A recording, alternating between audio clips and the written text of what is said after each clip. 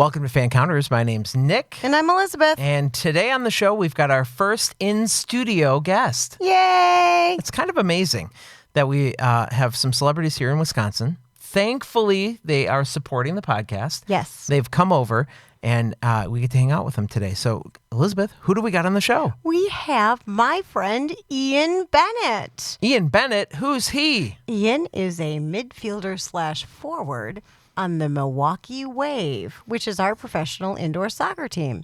Yeah, and the Wave had a great season this year. They went 18-6. They went to the playoffs and were just one game away from battling for the Ron Newman Cup. It was heartbreaking.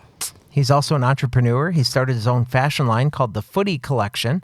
Ian's original designs can be seen and purchased by visiting footybrand.com.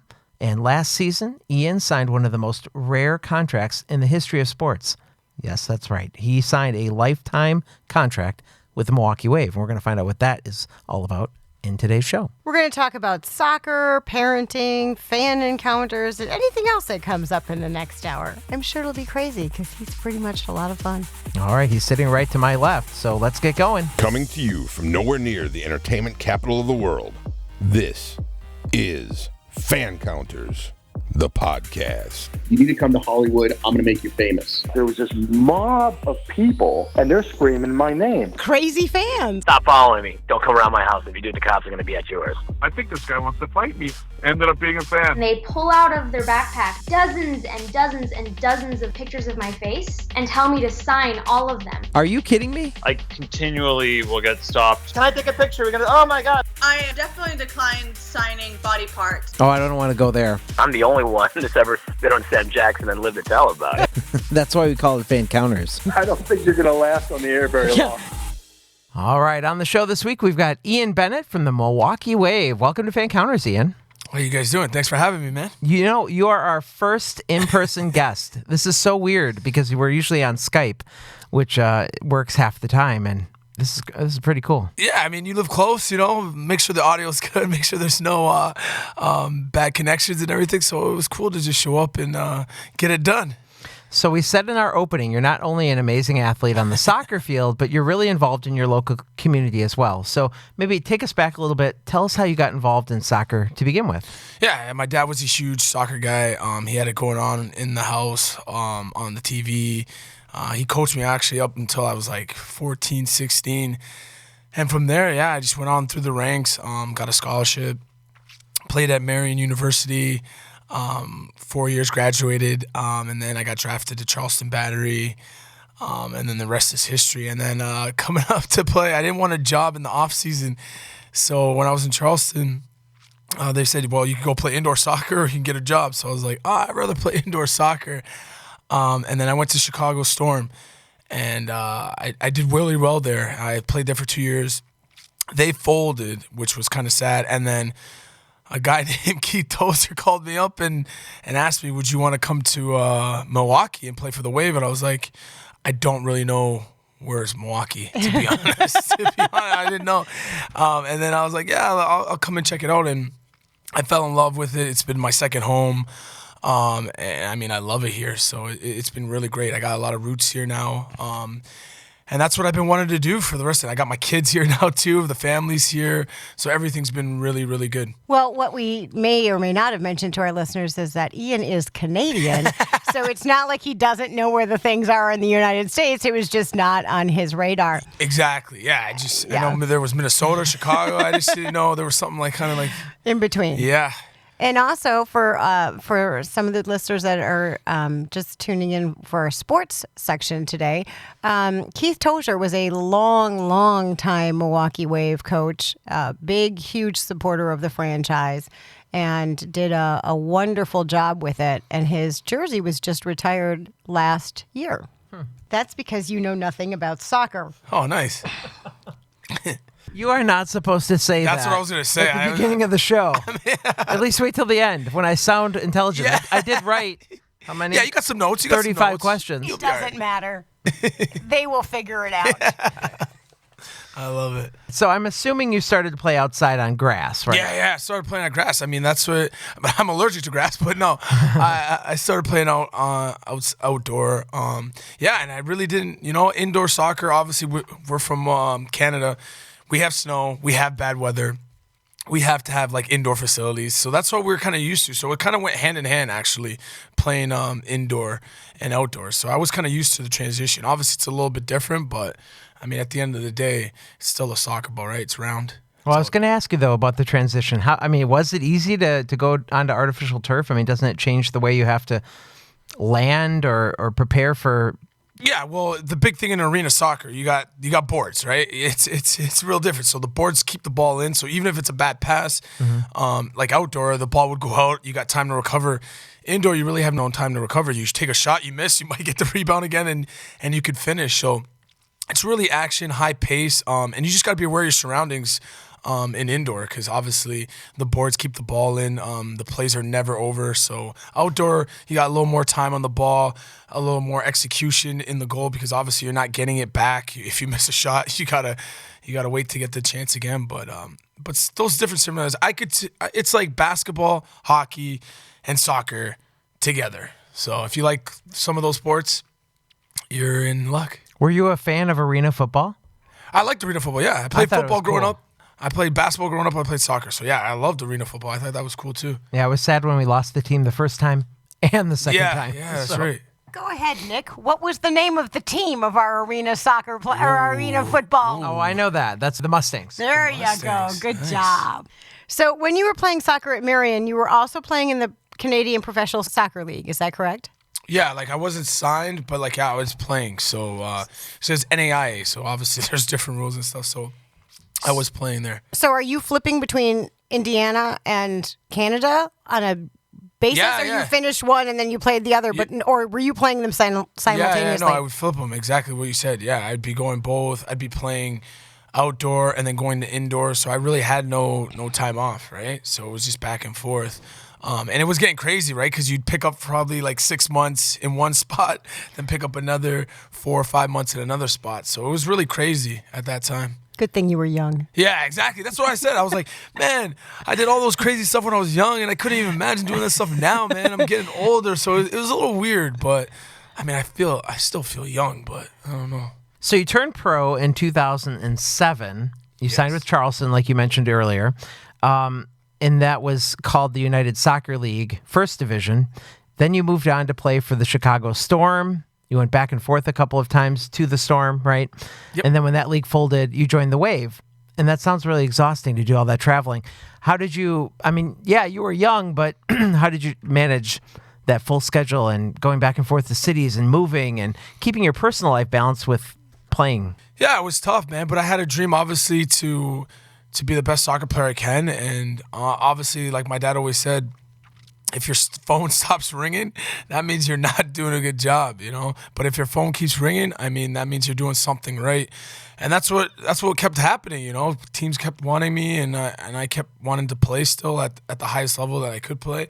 But you're right. It started to take a toll. I wanted to set up roots because I really had a following, but I didn't have a following just in one spot. And it was kind of all over the place. So like people didn't know if I was from Canada, I was from Charleston, Richmond. You know, I only played there for 1 year at a time. So it was time to get some roots. But it was a good learning experience. You learned a lot, obviously, about yourself, what you can handle, living with different roommates, and just dealing with different people in different situations. So I think it made me, honestly, who I am today. It made me a strong willed person where I can I'm a little bit more patient than I normally am. But yeah, it was a great experience. I wouldn't trade it for the world.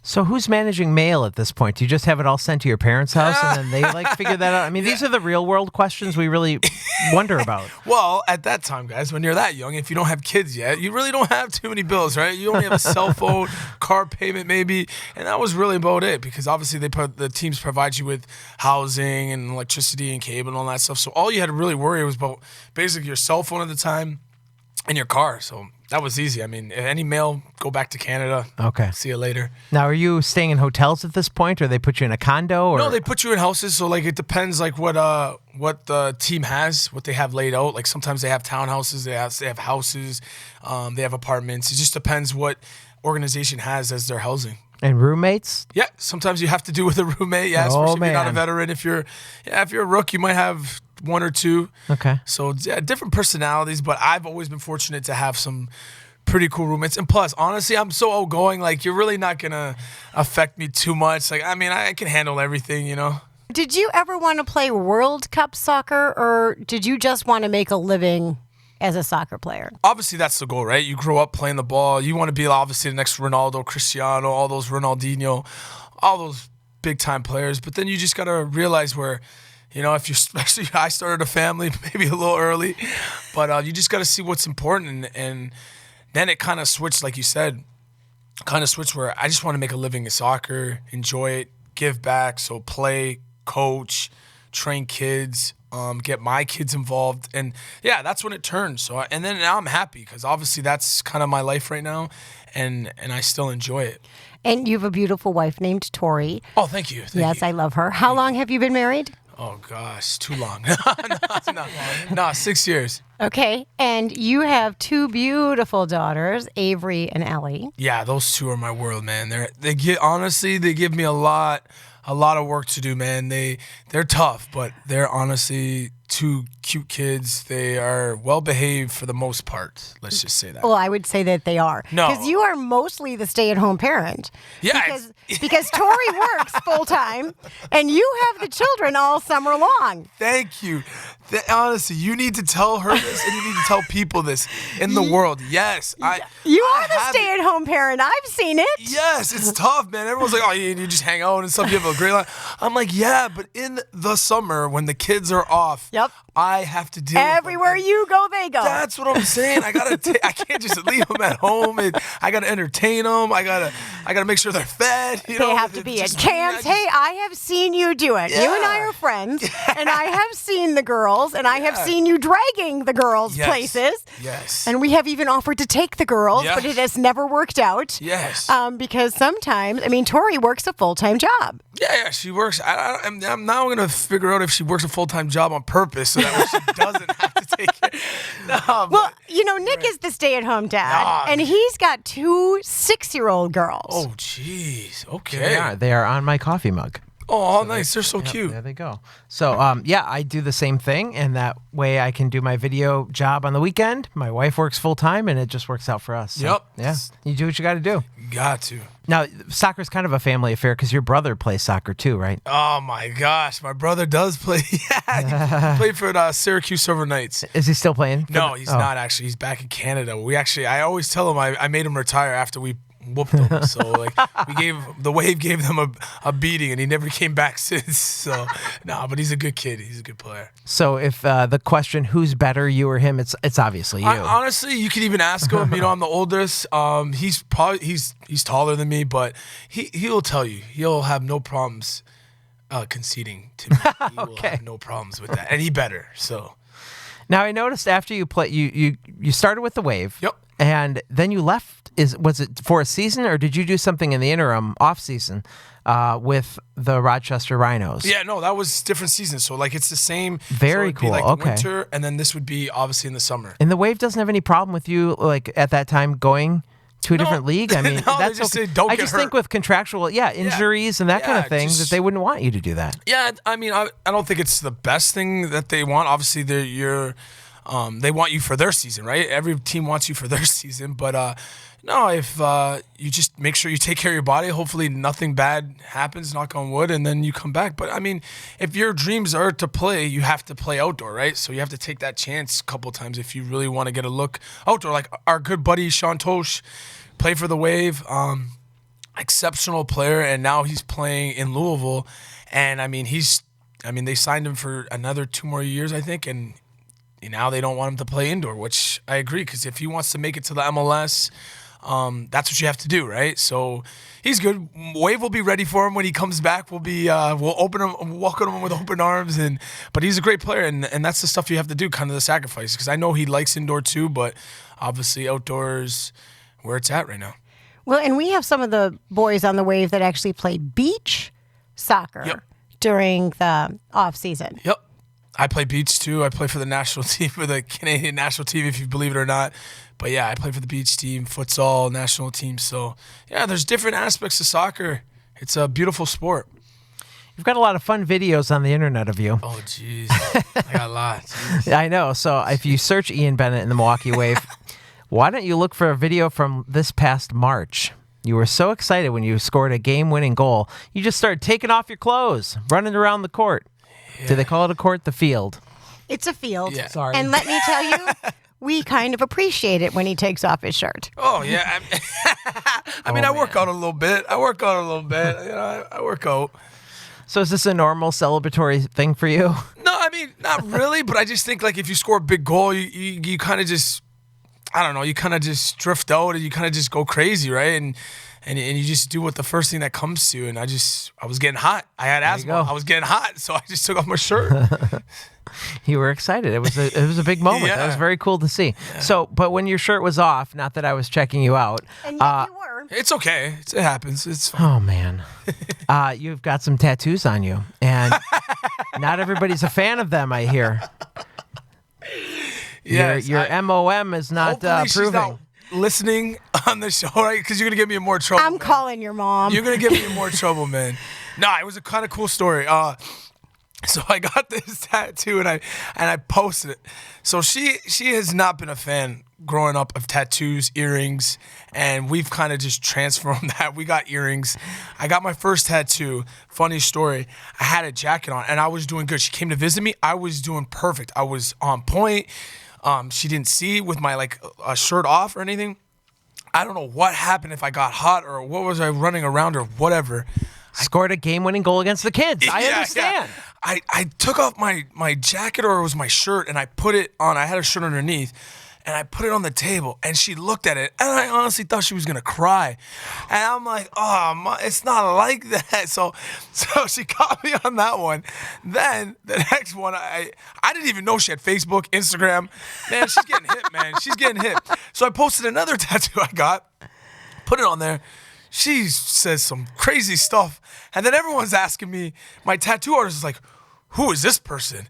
And I'm like, it's my mom. And they're like, oh, I'm sorry. It was just, I didn't know how she could find me, man. So, yeah, she's not a big fan, but honestly, I'm a fan. Honestly, I don't have anything crazy. It's all spiritual. It's all stuff that means a lot to me. And that's what I just express myself with them. Is your Twitter handle on you? No, no Twitter handle on me, but obviously my logo, IB26, and all that stuff. Okay. Definitely on me. I have a brother-in-law like that. He has a giant tattoo that goes all the way down his back. And my mother-in-law has no idea. And this man has probably had this for the 20 years Mark and I have been together. Nice. And we always go to water parks. That's what our family does. This man will not take off his shirt to save his life. It can be 1,000 degrees in there, but he is not taking off that shirt. I feel that guy. That is commitment. Yeah. Wow. Now, if you want to see Ian's tattoos, you can go to his Twitter page, which, your mom's already been there, so she knows it's at Ian Bennett 26, so you can check that out. I know you and happen to know that you're slightly superstitious on game days. Probably the most superstitious, maybe out of everybody on the team. Maybe everyone since I played with. Yeah, it's a little freaky. Yeah, it's all right. It works for you because you had a phenomenal season this year. Thank you. We went.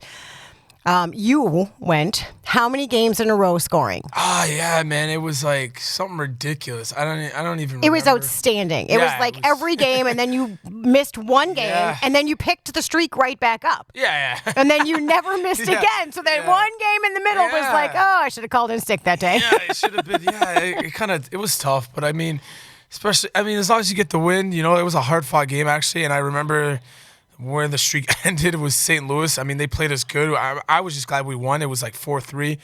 Obviously, feel a little sad, but like you said, I just went back where we picked off, kind of had a little sigh, and I was like, all right, here we go again. Well, I need to tell you that the game right after that you had not scored in yet, was, and I told this to Max Ferdinand, this was the first time I had ever cried at a soccer game because Max had a full-on, wide-open, undefended goal. Yeah.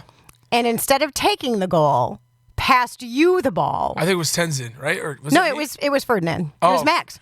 No, was it to Tenzin or to me? To you. Oh, okay, to you. nice. Max sent it to you. Yeah. So that you could score in that game. Yeah, Max has been a blessing, man. And I was like bawling. He's a great dude, man. He's like my right-hand man. He's on the field. It's like wow. It's like peanut butter jelly. Yeah. It's like cookies and cream. It was very, very sportsman of him, knowing that you needed that was the first goal of that game. You got more in that game, but he gave it to you so that you made sure that you scored in that game, and it was just such an outstanding play. Yeah, man, he's an outstanding player, man. It's a lot. Honestly, a lot goes to him, especially now. Thank God it took me a while to get him here, but he's been great, man. He's been awesome on the field. He's been great. He's a great player, good friend, and hopefully we can bring one together, man, soon, man. So, I mean, next year has to be the year, hopefully. But he's been a great guy. He's a good kid. So walk us through what your game day looks like for you. Okay. Jeez, if you really want to know, I'll tell you some of the in-depth insight of IB26, I guess. So I'll wake up. I eat really light. I never want to be heavy. I don't know. I'd rather be hungry than overfed, I guess. But I just have a little bowl of cereal in the morning. I nap a lot, so I might take a 2-hour nap. I just want to make sure that I don't spend any energy, because if you know me, I'm always jumping around. I make sure I handcuff myself to the bed or the couch and just relax until the game starts, so that way I don't have any excuses, right? All those stuff I do is so I don't have any excuses. So I'll do that. I'll make sure my clothes are sharp. I'm looking good. First thing, I have to look good. If my outfit is not looking good to go to the game, then it might be a bad day. So I make sure that's out. So I might pick that a night before. Might take a couple minutes, maybe an hour to pick up my outfit. Then once I have that, I get in my car. I have my Pedialyte with me. I'm drinking that so I stay hydrated, because I sweat a lot. I don't know why, but I sweat a lot. Because you're running around. It's crazy. Because I'm running around. Then I'm in my locker room. I have to just look and visualize for a minute. Just look there. Be thankful that my jersey's up there. And then I'm blessed to play this beautiful game. Then I'll end up getting naked, taking a shower. I'll take a shower. Shower before the game? Yeah, shower before and after. Yeah. Just to get loose, just to get your mind right, just to get the stretch. And it's good to stretch in there too, right? It helps you loosen out your muscles, right? When you start getting older. And then I'll put my rub on, whatever I need to do. I got my bracelets. I never take off my chain. So there's a lot of stuff that goes into game day. It's a big event, actually. My wife is getting good at it now, because now she doesn't even bother me. Before, she'd be like, Ian, you need to do this, you need to do that. Now, honestly, she's got to the point where it's like, okay, it's game day. All right, I know what I got to do. Take care of the kids, right? Keep them from jumping on you, waking you up. Exactly. So do you have a jam that you listen to kind of get ready? I like hip-hop, all hip-hop. I don't like anything slow, because it puts me – I'm kind of the mood guy. Like, if you play some R&B slow jams, I'm probably going to be in that slow mode. But if you play that hip-hop, and that's going to help my mood. Can people talk to you? Oh my gosh. Yeah, I'm not one of those, in that zone. Like, no. Okay. I'm cool, man. I'm approachable. You can talk, say hi, jokes. I'm there. So the Wave has given you a lifetime contract. Kind of unheard of. I've never heard of such a thing. Yeah, I'm still shocked every time I hear it. It was a great thing. So obviously free agency, it was kind of crazy, man. Honestly, I thought I was close of leaving, and I didn't want to leave. It was just we didn't get the deal done, and other teams were coming in. It was just a lot of teams. I didn't even know what to do. So yeah, it was kind of a media thing going on, and it was good exposure, obviously, for the league, I guess, and for the club. But yeah, Milwaukee's like, Ian, we can't figure out a deal, so how about this deal? And then the next day we sat down, and we're going to sign you to a lifetime contract. And I was like, whoa. I'm like, what does that mean? Do I have to play until I'm 60? I'm looking at the disclaimers. I'm looking at the whole contract. What does this entail? That's the conversation Mark and I had when we found out you had signed it. He was just like, oh my God, I think Ian has to play till he's 65. Yeah, I'm like, what happens if I can't, right? But no, that's a great gesture. I think it was a testament to obviously the club believing in a player, and I can't thank him enough, and I try to give back and do above and beyond, obviously, that. But it was special, man. It's never been done. I mean, it's cool, man. So I'm really happy, and I respect them. Mike Zimmerman, Dan, these guys have been phenomenal to me, man. And I just want to give back. If I can give them one championship, I will be so happy. So that's why I keep trying to gun and work hard to get it. This lifetime contract, this is until you can't play anymore. Is that correct? Yeah, I mean, I'm trying to think, now do I have to push myself? I'm just confused. I'm still confused about the whole playing thing. So I'm taking it season by season. But yeah, I mean, I don't know. Maybe if I can't play, they'll put me in the office. I don't know. I just know that they'll be taking care of me, hopefully, until I can't. But they'll respect it. I will too, and we'll figure it out. But until then, I'll keep doing what I'm doing. So the fans kind of have a love-hate relationship with you about this free agency thing because they had a press conference, and who was it? Was it the owner? Van the Man McNeil? Yeah. Oh yeah, he's the announcer. Yep. Yeah. Okay, so he comes on. He's like, "We have some news. I just can't tell you. We'll let Ian tell you himself."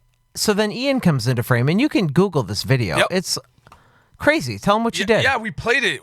Actually, we got there, and then we're like, dude, we can't make this simple, man. We gotta get some reaction out of these fans. So me and Van, we were thinking, we're like, why don't we just say I'm leaving? Let's just say we're leaving. Couldn't get a deal done. So Van comes in. So we have this idea. Van comes in, saying we have a big announcement. He can't make the announcement. He's too sad. He comes off. I say, guys, thank you. I start giving him the whole speech. Thank you for everything you guys done for me. And basically set it up. We're leaving. I leave. And then you should see, it was live. So the message board, it was going crazy. There were some unchoice words for a couple of people. It was weird because then I'm like, whoa, we got to go back in quick before some people start saying some stuff where they're going to regret, right? So then I pop in. I just say I was joking. We got it done. And then everyone starts laughing. But I know some people wish they could take the first minute away of what they were saying back, but it's all good, man. The fans are so passionate. We have the best fans. Everyone can say whatever they want in the league. We have the best fans. We get the most attendance at our games. The fans just follow indoor soccer. It's just been a staple. I mean, we've been there for 34 years, 35. It's been crazy. So our fans are educated on the game of indoor arena soccer. They know what's going on with the social media on the field and off the field. So the fans know it, man. They got our camps are the best. I mean, Wisconsin, Milwaukee, that's where it's at. The one thing I hope that you might go into for me, and you don't have to speak specifically about you, but maybe athletes in general, I think the free agency thing is something that we don't totally understand. We just know that we want our player to stay, and they should get the deal done. I'm a huge Brewer fan, and when the Brewers let Paul Molitor go, that was heartbreaking. And there was decisions that Paul had to make, whether or not what was good for him, what's good for his family, what's good for his financial situation. Coming from the player's mind, again, you can speak generally, but what all goes into that decision, and how hard is it for you to finally make that decision? Yeah, that's exactly what you got to figure out where you want to spend your life, especially if you have your family. Are your kids already soaked up into the environment in the schools? Do they like it? Is that where they want to stay? Are they comfortable? So you got to take all those considerations. Obviously, if you were a player and you probably didn't have any family here and you're just worried about yourself, yeah, you're probably going to take the most money you can get, right? Mm-hmm. You're going to go probably anywhere you want, and it just depends what your aspirations are in soccer. And my aspirations, I want my family to be good.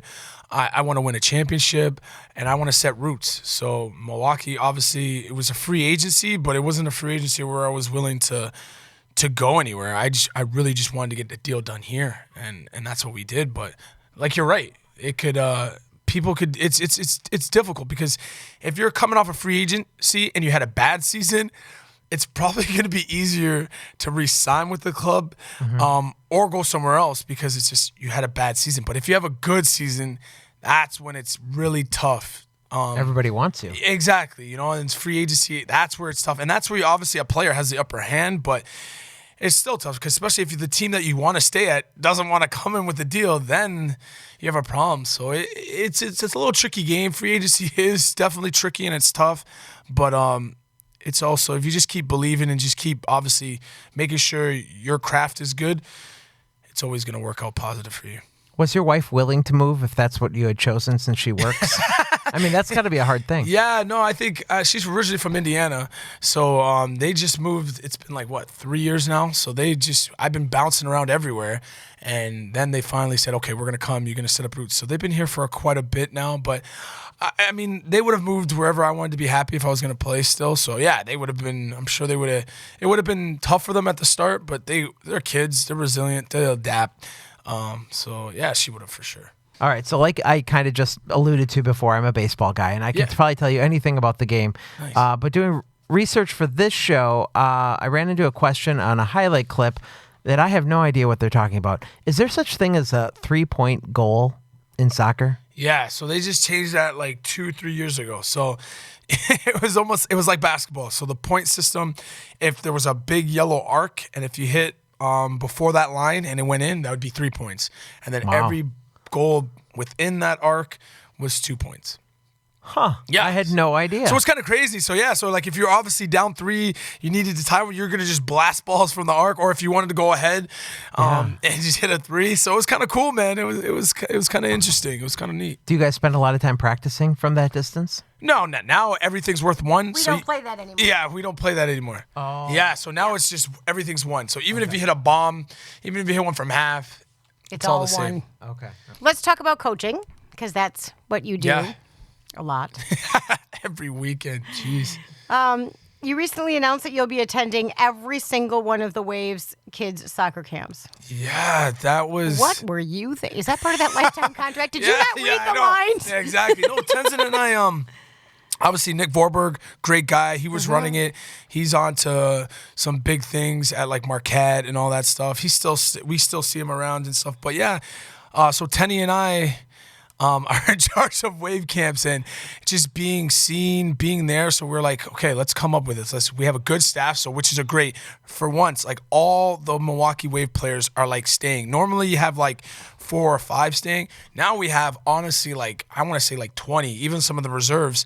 So now these Wave camps are going to be awesome. They're going to be filled with all Wave soccer players, and we got a great other staff that are non-Wave soccer players, and it's just going to be huge. I think they're going to really take off this year. So you're going to see a lot of Wave players there. And then now with all them being there now, Tenzin and I can get to every camp this year, which I think is going to be huge. So now parents don't have to go all the way here to see Tenzin or myself running at one certain camp now. Now we're going to be at every camp, so we'll come to you basically, and that's going to be, I think it's going to be cool because now every camp is not going to be oh, I didn't get to see Tenzin, or I didn't get to see Ian. So now there's no excuses. They're going to see us. So you sign up, you make sure you better be signing up, and then you'll see us at every camp where you're at. As you know, Tenzin is also on the Wave, and Tenzin Rampa had been generally staying in the Brookfield area, and now will be branching out to all of them. But you and I have talked about it in the past, that the Read Across America, which was Dr. Seuss's birthday in March, I took Tenzin to schools, and he read One Fish, Two Fish, Red Fish, Blue Fish to some classes as they were doing the Dr. Seuss Day. So he was trying to be they're trying to be very active and visible in the area so that people know who they are. Because not every kid gets to go to soccer, gets to go to a Wave game.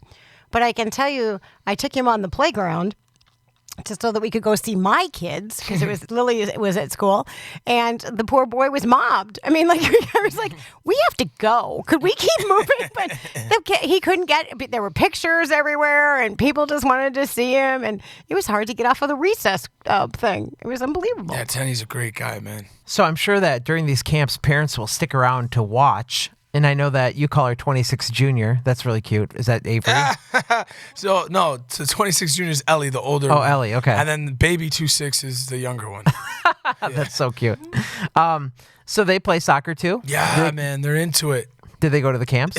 They go 1 year. You have to drag them, right? Like 1 year, like I said. Stay at home parents. So 1 year, I think 1 year I took them seriously to every single camp, and that summer they went to their mom and they're like, we do not want to go to everyone. We like to go to maybe 3 or 4, which is still a lot, which I was surprised. I was like, okay, but everyone we can't do, but it's cool. So they split it up. and they go to summer school, and then they'll do wave camps too. So they love it. But, I mean, it takes a toll, right? Because it's so hot sometimes. And, I mean, they were young too. They're probably some young, but Because how old are they now? now they're 10 and 7. Okay. So they're the right age. Yeah, definitely. So are parents on the sidelines being like overly involved, maybe putting too much pressure on the kids in the camps, or is everybody pretty chill? No, that's what we try to do. Like, your parents come in, especially if you have a young kid, just come, to hang out for a little bit and then just let us deal and do our job. Because honestly, if your parents are there and something goes wrong or you're sad or something, your crutch is going to be running to them. If you don't see them, you really don't have that crutch, So we kind of tell them, just show up, hi, goodbyes, and then we'll take over it. We'll deal with it. And honestly, that's the best way to do it. It helps. It builds your kids some character and stuff, and not you always being there and watching over them, So, like, they're in good hands. Honestly, we haven't never had any problems like that with wave camps. Obviously, parents can stay if they want to and look from the distance, but everything's pretty cool. Everyone has fun. It's all about having a good time, introducing soccer, let them learn and develop some skills. So what advice would you give to parents and kids who are preparing for soccer tryouts this summer? Oh, man, it's massive, man. It gets crazy around to this time. No, just tell them and enjoy it. Obviously, there's this whole big thing about, obviously, A teams, B teams, C teams. If I'm a kid and I'm a parent, wherever your kid falls into place, so be it. Just make sure, as long as they have a place to play where they're getting good coaching, it's a good environment to learn and just train. Because obviously kids develop different, man. I've seen it, man. All the parents are always like, I want a kid on the A team. I want them on the A team. But then those A teams don't stay. Those A players don't stay there and drop down. And you got these B kids that are just working and hungry. And you see the flop all the time, man. So I keep trying to tell parents all the time, don't push your kid to play. Just make sure they're enjoying it and learning. If those things will set itself. Obviously, the cream always rises to the top. It will happen, especially if you're getting more time playing with the B. You're on the A. You might not be getting. You'll be getting less time. So it all balances out. So I think parents just really need to understand how that stuff works and don't look at the status at an early age. Just make sure their kid's playing in a good club, good coaching environment, and that's what I would look for if I was a parent. And then you're set. Who wants to push your kid, and you'll see it. You'll see it come out in them and in their play. So during these camps, you're identifying, obviously, the different abilities that these kids have, and you're trying to help promote the one abilities that maybe they aren't so good at, so that we can make more rounded players. These camps are a week long, a summer long, a month long. How long are most of the camps? So the camps go from they'll start from June to August, and they're 1 week at each site. So there could be a week in Brookfield, and you see different kids with different skill sets, different mentalities, different abilities, and it's kind of cool because they all get to mesh together. So it's kind of awesome. So a kid could take something from that kid, and then the kid maybe personality wise could take something from that. So you're seeing all different types of kids and soccer kids. So it's good. You see some beginners, you see some people that fall in love with it after the end of the week, and you're like, oh, can we do another one? And it's that's the stuff you see. And then you see some guys that are really into soccer getting even better and all that stuff. So that's a good thing to see, and that's what we promote at these camps, and it takes off. What would you think is more important, attitude or ability? I think at a young age, it's got to be attitude, because as a kid, you can get frustrated. Let's be honest. You can get frustrated so much, if you're not as on the same level as some of your friends or your buddies, or if you're at a camp and you see 3 really good players and you're like, oh, why can't I be like that? You will be like that if you just work at it. So I think attitude is huge. Ability, you can always work on ability. Attitude, you can work on your attitude, but sometimes if you're set in your ways too long, there's nothing getting you out of your ways, right? So I think attitude is a huge part as a youngster. That's a good answer. So let's talk a little bit about your personal life, talk about parenting a little bit. We mentioned your daughters. How do you think they would describe you as a parent? Oh my gosh. I honestly, I'm the pushover. They come to me. Tori's the tough one. She's a disciplinarian. I'm the fun guy. If they get in trouble, they come right to me. Tori looks at me like they're playing you. But they're daddy's girls, man. I try to embarrass them sometimes because I'm always hyper, and they don't like it when I have to sign autographs in front of them, but they understand it. But they're cool girls, man. I'm just not the best disciplinarian. I'm not gonna lie to you. I tried really hard one day. You're just a big pushover. Yeah, it didn't work. Like I try.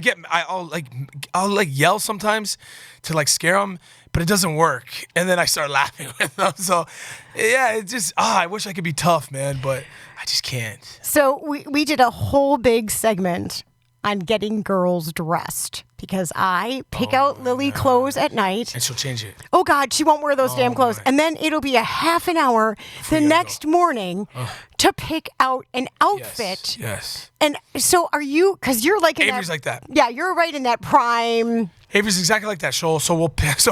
If it's my day to get them ready, so Tori and I, we switch off. We have our days. So like obviously she got the kids ready. It was a nightmare. So I'll just leave it at that.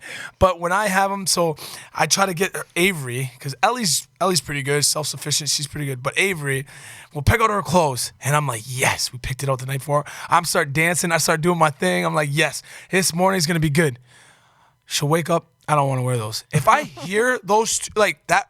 That sentence or anything or those words, I don't want to wear that, I know I'm in trouble, okay? Yeah. It's like the beast. So then I'm like, and then I approach her really smoothly. And I'm a little agitated, but I'm like, well, what do you want to wear? And then if she says she's got something, if she has something picked out already, I'm cool with it. But if she's like, I don't know, I'm in trouble. Then it's like, put it on. It is like, it's going to be trouble. So we got to get to the bus. We got to make sure she's on time. So it could be a battle. She likes to wear leggings. She likes to wear jean shorts. She likes to wear shirts. So hopefully we'll come up with a smorgasbord of stuff and we could just throw on her. But yeah, man, it's tough some days. I'm not going to lie.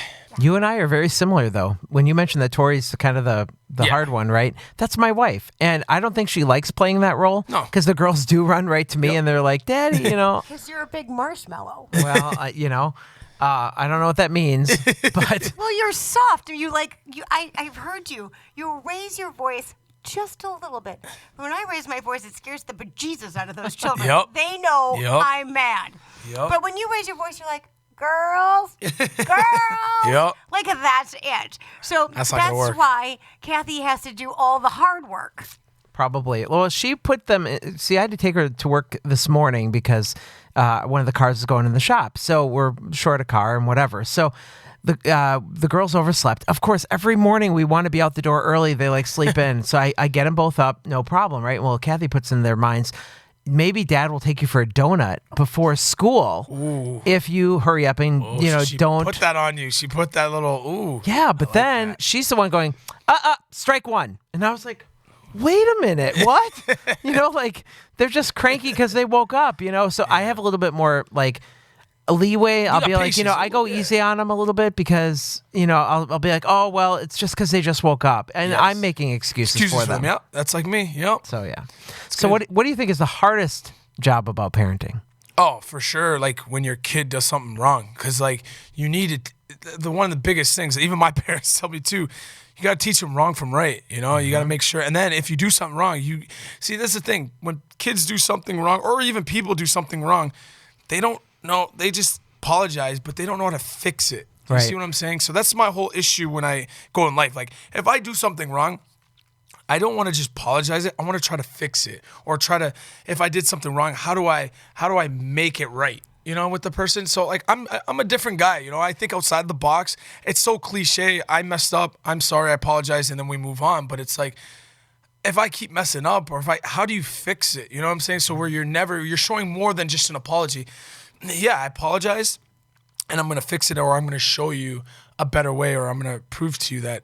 And that's what I try to do with my kids. Because Avery's a classic. She'll do 100 things wrong and say, I apologize. You told me to apologize and I'm cool, right? We're good, right? Everything's all right, right? Yeah, that's Lily. See, and then you get into that mentality where it's like, it's okay if I do something wrong. I apologize. It's okay. But I try to tell them, yeah, you apologize, but still, it doesn't mean anything if you keep doing the same things or you keep having those actions. If you're not learning from it, make it right, make it better, So that would be, for me, the hardest thing is disciplining when, those life lessons, because you really want those to stick, You really want them to stick. Like if you're at a store and you bought them, 2 toys and they want another one. How do you tell them, look at this, you're blessed, you got to have 2 toys. Why do you need the third one? Like, it's stuff like that where some kids don't even have toys. It's like, the way you're acting, I want to get these 2 toys that I got you and give them to somebody that doesn't. It's like, it's those life lessons that you really want to stick in with those kids, you know? That's the ones that are tough for me because, again, I'm a pushover, but I need them to learn something, right? Because you don't go into life thinking, oh, I got this, I want this, I want this. My dad taught me that, you know? And it's kind of a bad look, and your kids start being needy and they're not self-independent, you know, and especially girls, man. You know how it is, man. Girls, having a boy, like, that's why I wanted a boy, because boys, man, you throw them in the mud, boom, they dress, if they got rips in their clothes, it's fine if there's just boys, but if girls, it's so much. You got the shoes, you got the clothes, you got traumatic and you got drama. It's like all that stuff you got to deal with, and it's like, it's tough, man. It's tough. But I love it, but it's tough. Well, we talked about it one of the shows, the 3 things that people need to do to apologize. You need to own up that you did it. Oh, nice. Okay. Apologize. And the third thing is say, how can I make this better, or what could I have done next time? So most people get to the apology part. Yeah. Some of them forget the first one, which is, I did this and I'm sorry. It's easy to say sorry, right? Right. It because is. I have one at home that just every time she does something, sorry.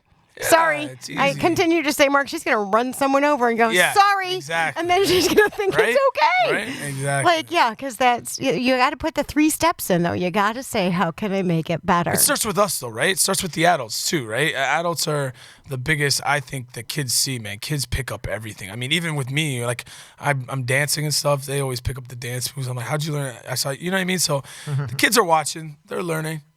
Well, that's the hardest thing, to actually give them a punishment, because sometimes it hurts the parent just as much as the kid. Yep. We were at State Fair last year, and we had ride tickets. Well, we never go on rides at State Fair, because like we go to Little America, which is a amusement park for kids where you get a wristband and everything's included. And so we just don't do all the fair rides. Well, we had these tickets, and we're like, if you behave, at the end of the day, we'll go and do a ride. And they did great all day long, man. And we're walking down to the rides, and they completely lost it. They're fighting with each other. I mean, we're like 200 feet from the rides. So I made them. I said, "Well, I think you lost one of these," because they each had 2 tickets for a ride each. I said, "I think you're going to lose one of these." And so I made them go to another kid and be like, "I was bad, and I want you to have my ride." That's awesome. So See, that was hard for me, because I wanted them to go. I like that. Yeah, I like that lesson. See, now you're a mean dad. Right. Anyway, so we always get parenting help and advice from our parents, or we think about what things were like when we were growing up. What influences that your parents gave you do you think you're passing on to your kids? Oh, huge things. Geez, I have always reminisced too when the kids do something. I'm like, my parents used to scream at me, and I'd be like, chill out, and they're doing the exact same stuff to me. So it's funny, but no, a huge thing is always like, do things right the first time. So like measure twice, cut once, right. Stuff like that. And I'd be like, Dad, come on, man, just let me do this. And I cut it around my eye. So, but it's funny, and because I'd always be like, and now I tell them the same thing, they're doing the same reaction. So it's so funny. But like, it's just stuff like that. Like, take your time when you're doing stuff. When you're cleaning your room, don't just grab it, throw it in the thing. Make sure it puts it in its right place. So that way you don't have to do it in the next 3 days. But if you just do that, if you open it, it falls out. You're gonna have to clean it again, right? So just stuff like that. Being nice to others. Like, man, I don't know what's going on in this world. Obviously, this world's getting crazy, right? I'm trying to teach. I was always a kid. I got the Catholic Award. 7 years running, man. I was the Catholic Guy of the Year. So basically, the Catholic Award was you would just talk to everyone, help everybody. At that time, like you're little, hold the doors for everyone. If you see somebody by themselves, just go talk to them. That's what I try to instill with them. Like, just be nice to everybody, You never know. Even if they're a different group, they might be a little strange. Just get to know them. Just say hi. You can make someone's day by just even noticing them or saying hi.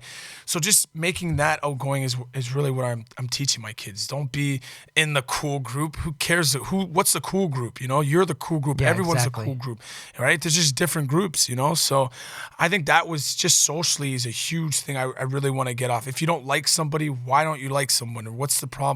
Or just talk it out. Just don't start saying, I don't like her, she's being mean to me.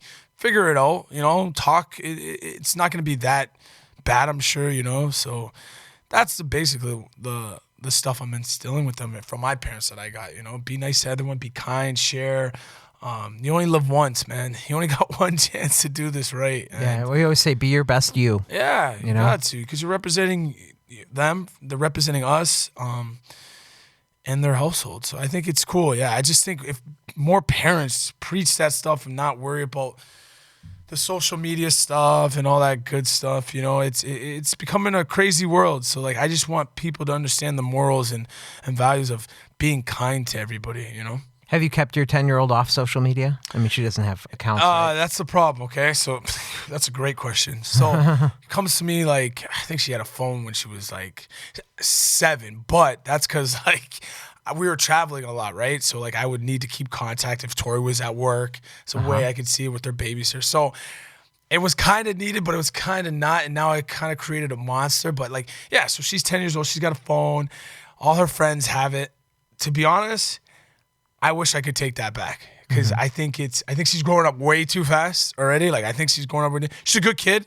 She's very quiet, but yeah, I think that was a big mistake. But again, I mean, it's gonna happen. I mean, it's everything. They're using iPads in schools. They're using all that stuff. So technology's king right now, right? In their generation, right? Our era was obviously different.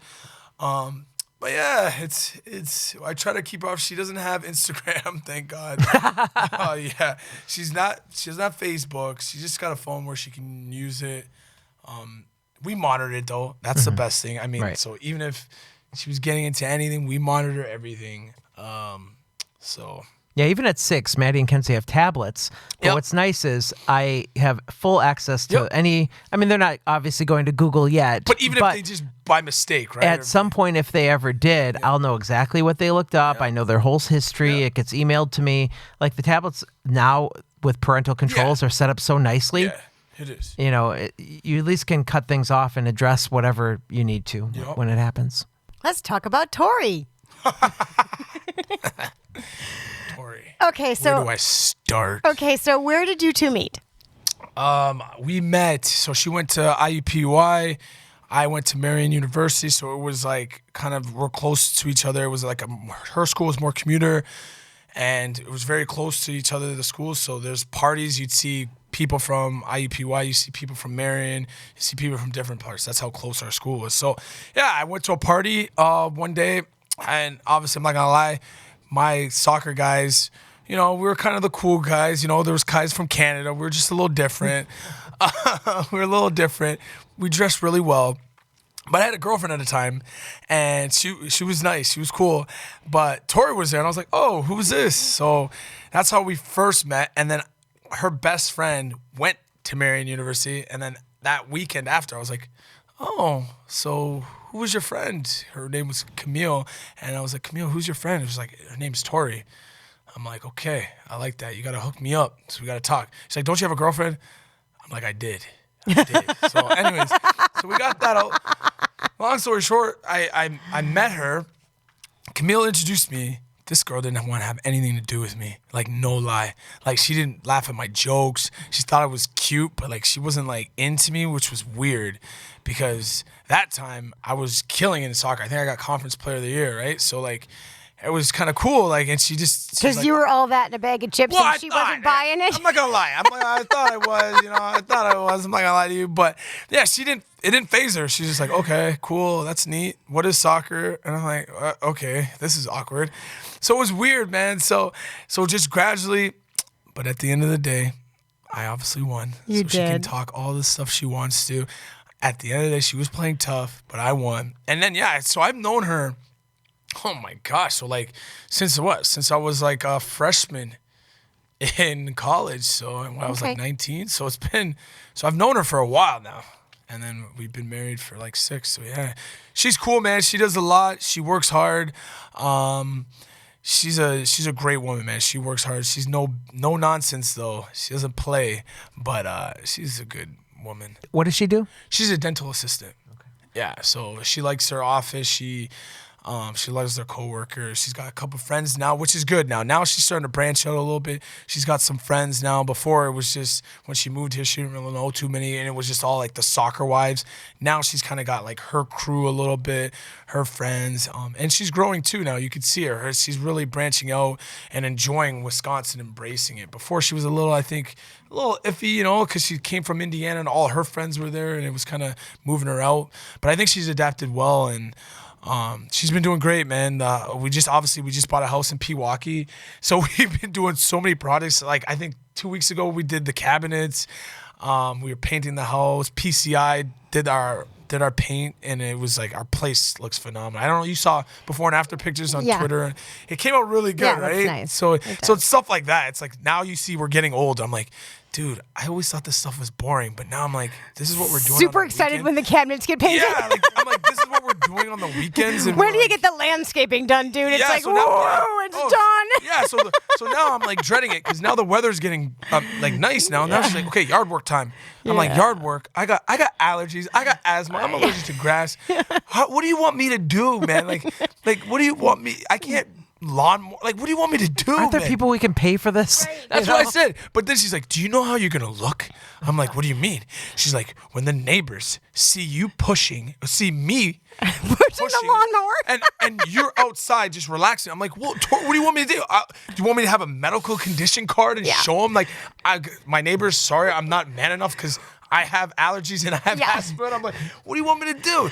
Dude, you're going to look bad. They're going to think you're bad. I'm like, well, I don't know, man. Maybe I'll figure out something else we can do. We have that problem because I am also allergic to grass. Yeah. But I have now got the neighborhood, because I have told the neighborhood I am allergic to grass. So they now collectively all try to mow at the same time. Nice. So as soon as one starts to mow, you watch all these other neighbors going, oh, we're mowing. So they all go out. Nice. It's very nice, because I can't physically be outside when other people are mowing. No, I can't. exactly. We can't be there. See? And so it's very, very difficult for me. I can work in my garden. Yep. But not if people are mowing. And like I said, our neighborhood, we've lived there now for 10 or 12 years. The neighbors have gotten very good that once someone goes, they're all like, oh, Elizabeth is locked in the house. Let's go. Let's keep moving. Can you send that? Can you send the segment to Tori, please, Yes. from what you just said? Because that was I'll amazing. tell her the next time I see her. Thank you. But I do want to talk a little bit, because you're on the road a bunch, and Tori's left home with the girls, and it gets a little bit more difficult because her family is not here.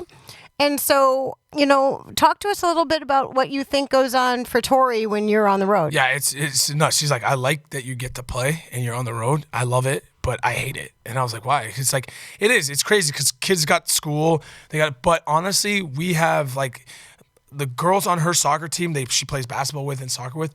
Those parents have been great. Like the bird campers, the peepers. They have been like, it's like another like extended family, man. They have been awesome. We carpool together, we ride together. If the kids have to go off the bus at their stop for Tori till Tori gets home.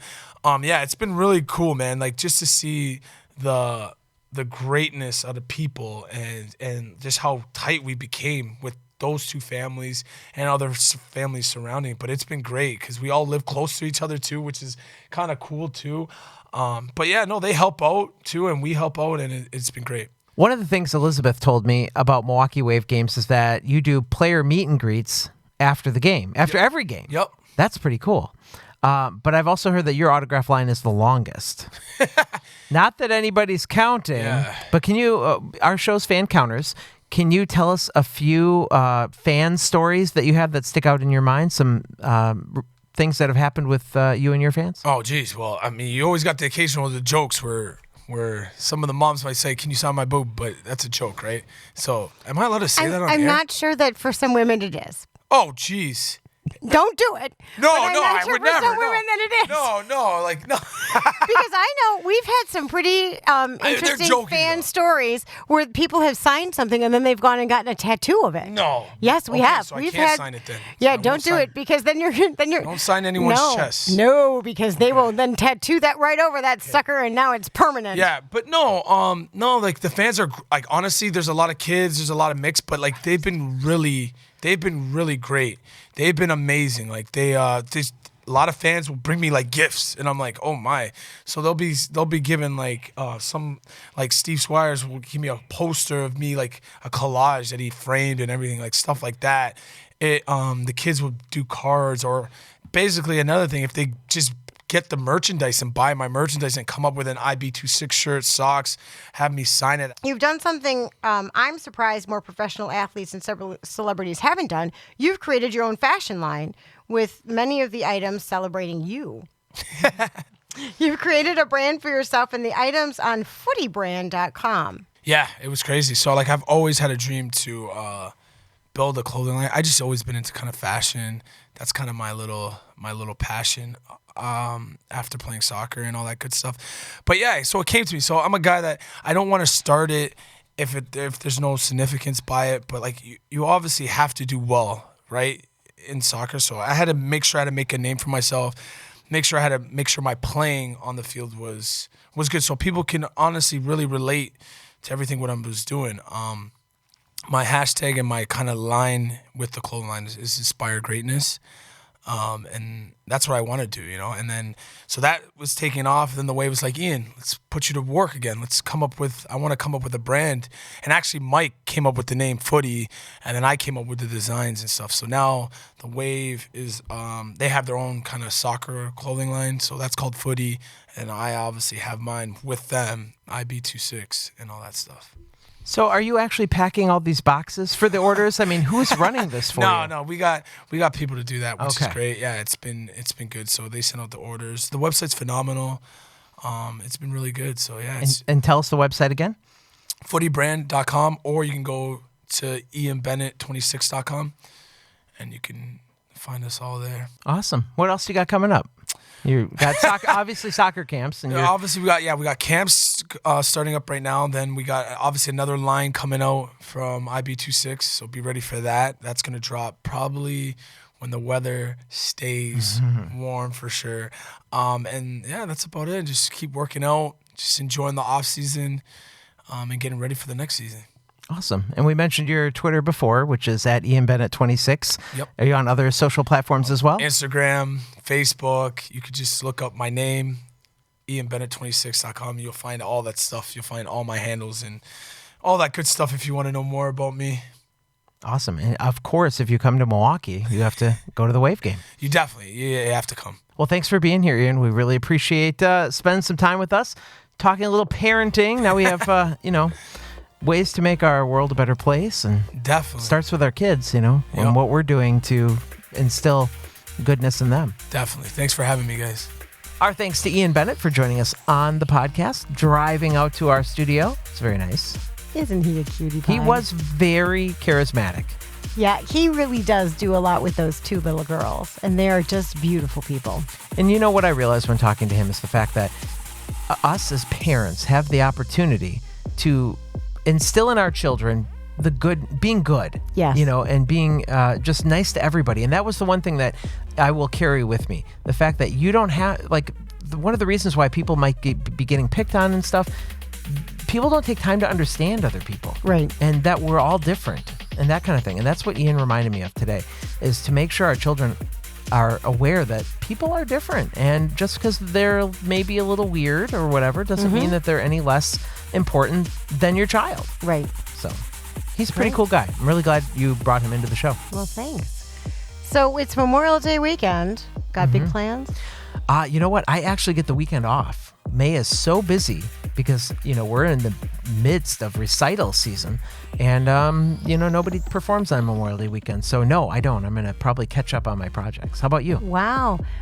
We have the weekend free until it's time for parade time on Memorial Day. The Girl Scouts will be walking in the Memorial Day parade, come rain or shine. Awesome.